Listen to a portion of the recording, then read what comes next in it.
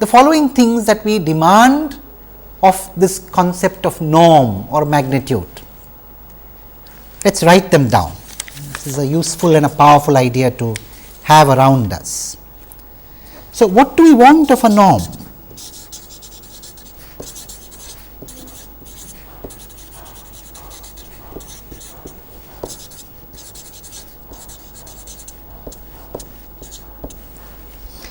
So, if I have a vector x, essentially a sequence x n,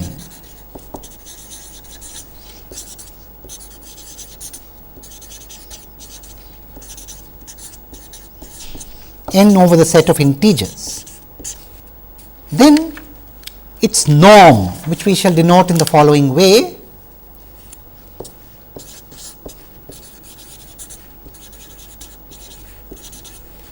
we will denote it like this, should be essentially the dot product of x with x square root. And further, we would want norm of x to be non-negative, and if at all the norm of x is 0, that implies and is implied by the sequence itself being 0 everywhere. That is, x of n is equal to 0 for all n belonging to the set of integers. This is important. So, we do not want that norm to be 0 unless the sequence itself is the 0 sequence. A non-zero sequence, even if it is non-zero at one point, must have a non-zero norm, and a 0 sequence must have a 0 norm. Does our dot product satisfy this? Well, for real sequences it does. If x n is real, or rather if x 1, x 2 are real, and we take the following definition, the dot product of x 1 and x 2 is essentially summation on n going from minus to plus infinity x 1 n, x 2 n, then the dot product of x with x is essentially summation n running from minus to plus infinity x squared n, and as long as x n is real for all n belonging to z, this is this satisfies the requirements of norm.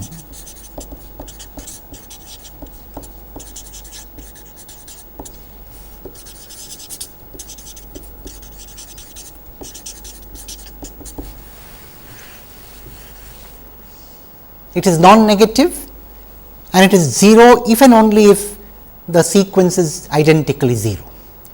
But what if this is complex? So, we have to allow complex sequences too.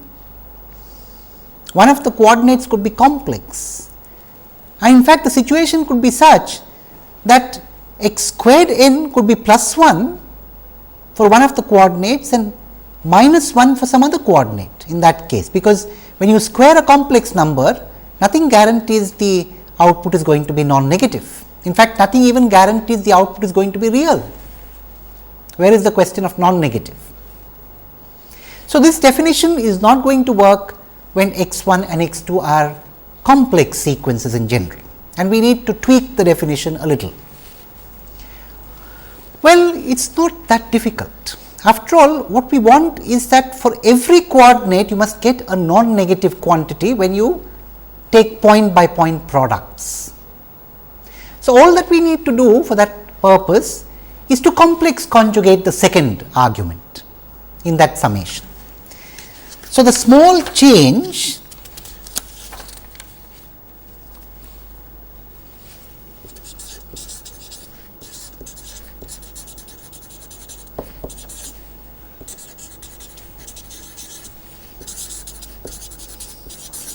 for complex sequences will do our job.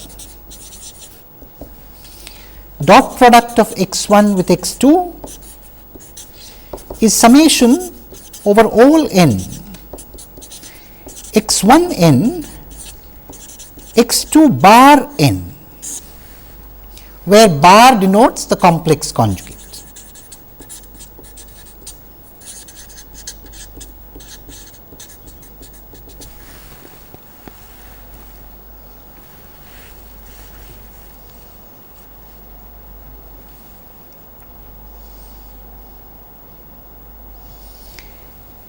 Now, one point to note here when we make this little change is that commutativity property is lost.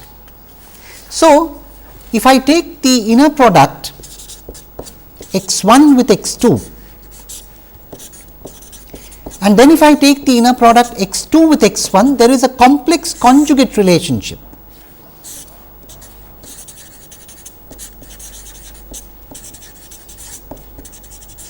And this is the more general requirement of a dot product.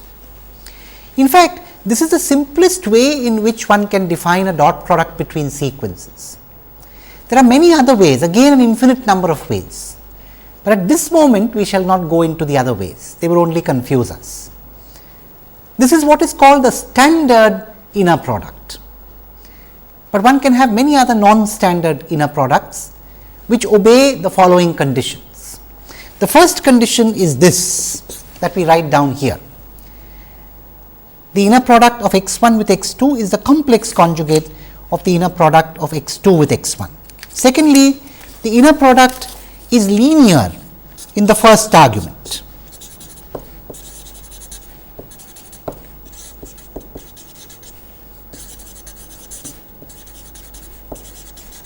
In other words, if I take a 1 x 1 plus a 2 x 2, where in general a 1 and a 2 could be complex, and take the inner product with x 3, it is essentially a 1 times the inner product of x 1 with x 3 plus a 2 times the inner product of x 2 with x 3.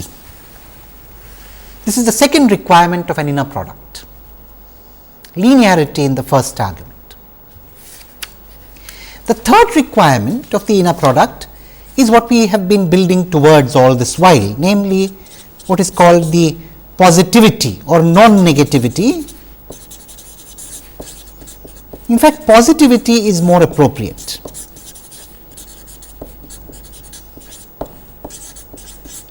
Positive definiteness,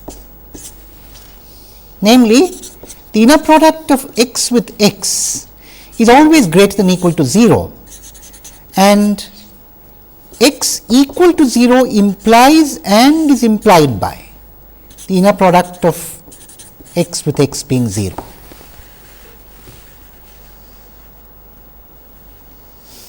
In fact, any operation between two sequences x 1 and x 2 which obeys these three conditions is called an inner product, and the standard inner product that we have just described is one such, which we shall use very frequently.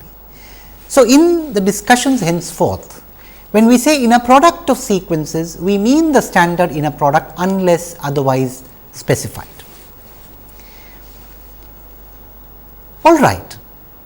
So, let us just verify this for completeness. Let us verify this for the standard inner product.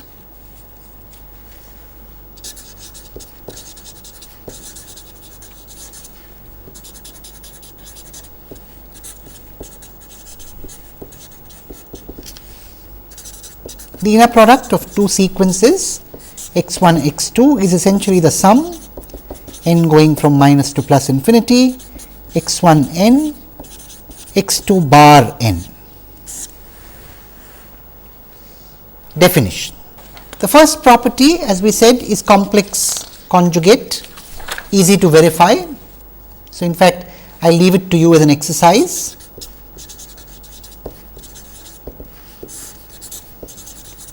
Verify the properties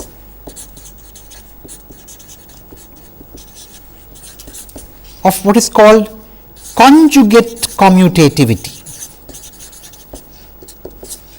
the first property.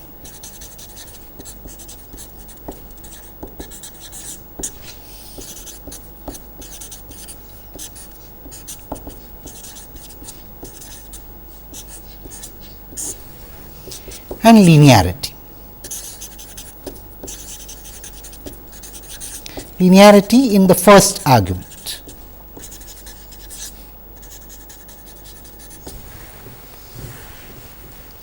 I leave it as an exercise, easy enough to do. But we shall, because it is so important, verify the third property, the positive definiteness.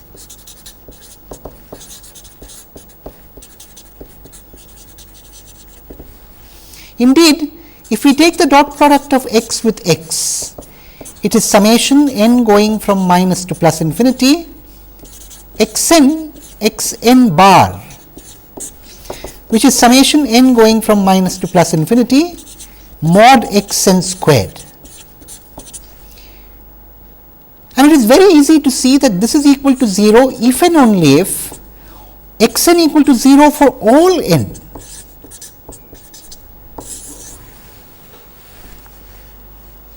Even if one of the coordinates is non-zero, that particular mod xn squared is going to be non-zero and it is going to contribute a positive term.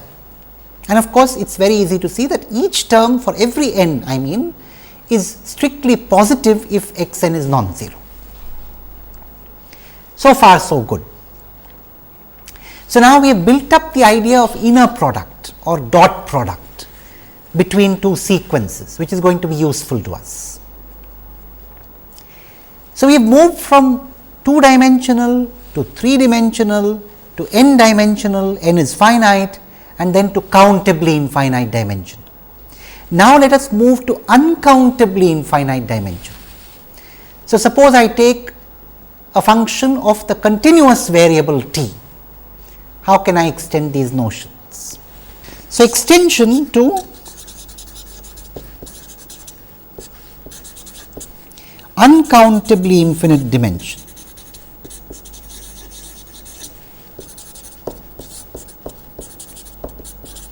Well, this is going to be very difficult in general, but very easy in particular if we simply accept that every t for real t is a different dimension.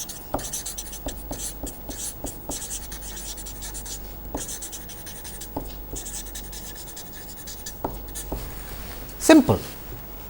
So, if you have a function x of t, t over the real numbers, x of t for a particular t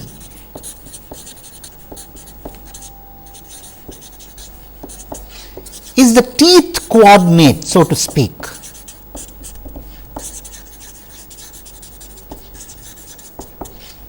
And there is an uncountably infinite number of such coordinates indexed by the real numbers.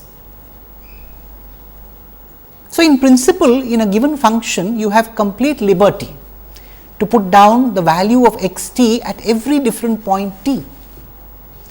The only catch is we have agreed that we would like to make the function square integrable. So, that does put some restriction on x t, but not a very serious one even so.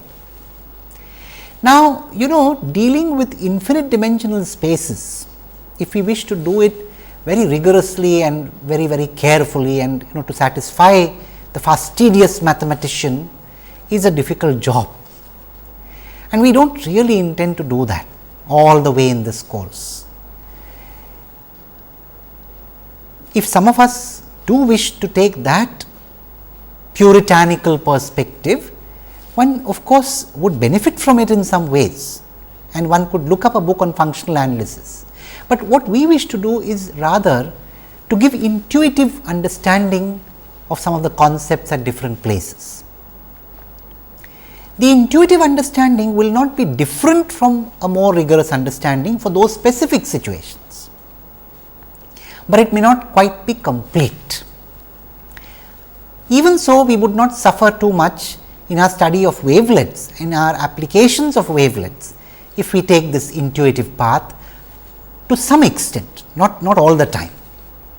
I mean to some extent in the context of dealing with infinite dimensional spaces.